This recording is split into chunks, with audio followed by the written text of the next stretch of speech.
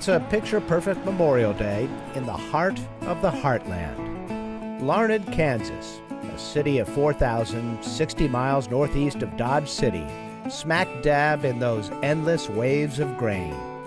America's breadbasket. But also, it's Tornado Alley. Oh my goodness. On the outskirts, at a classic old farmhouse, the typical holiday ritual is well underway. That's Becky Carter putting pork tenderloin on the grill. I like that top part a little crisp, and then the inside's real tender. You know, you kind of sear the juices into it. The retired correctional officer has lived here for nearly 25 years. While she grills, her family works up their appetites, tossing washers and navigating some wickets, sticky, Oh, buddy! and otherwise. Oddly, it seems like deja vu to 5 months prior and another holiday, Christmas. We ended up out in the yard playing yard games all day long, and I mean, just like it being 70 degrees, not even jacket weather, I don't think, that day. Now, you should know Becky is an armchair expert on all things meteorological. I would say more of a weather nerd. It's a lifelong passion. Not just my weather, I like all kinds of weather. You know, special attention to spring, May and June, tornado weather. So naturally, on Christmas morning, Becky was at her computer watching the weather on her MyRadar app. She saw tornado weather heading in her direction. The air temperature in Larned was in the low 60s that day. It's typically in the low 40s. Leslie Hudson is the digital meteorologist at MyRadar. They were not anticipating this powerful system to move into play, but this area that you see focused here, where the cold and the warm clash together, that's where the severe weather almost invariably happens. Noon, 12:30 on Christmas Day, the storm comes in. I mean, it just blew in. My house shook. It was shaking. I suppose it lasted 5-6 minutes, maybe. Turns out it was a tornado. Not a big one, but a twister just the same. About halfway through the storm, you know, I thought maybe we should have gone to the basement, but we didn't. There were 7 tornadoes that touched down in Kansas and Nebraska that day. Most of those storms were EF0s and EF1s, something that we are not typically talking about in the month of December in the Central Plains. Becky was blown away by what was blown away.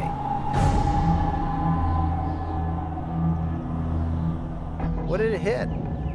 I came in and it raised everything up, and then it blew out the walls to the garage and the barn, and this should all be over on this side.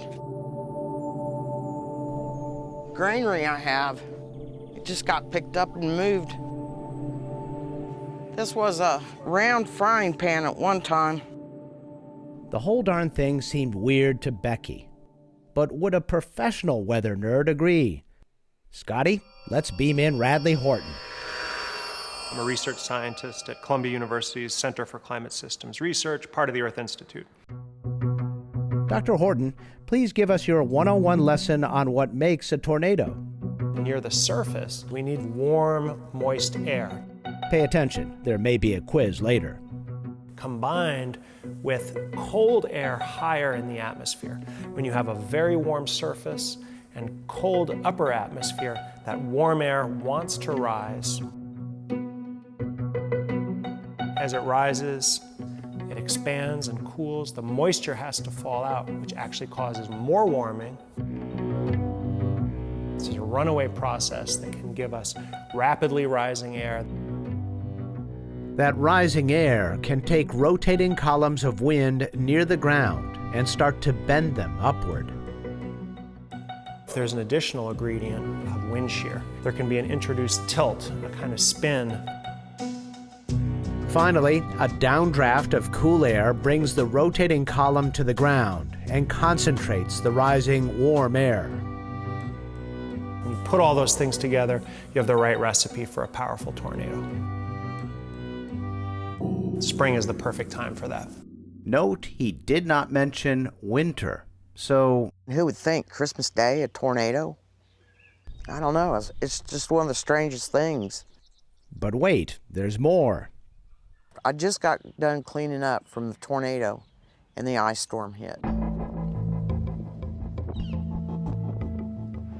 It was January 14th.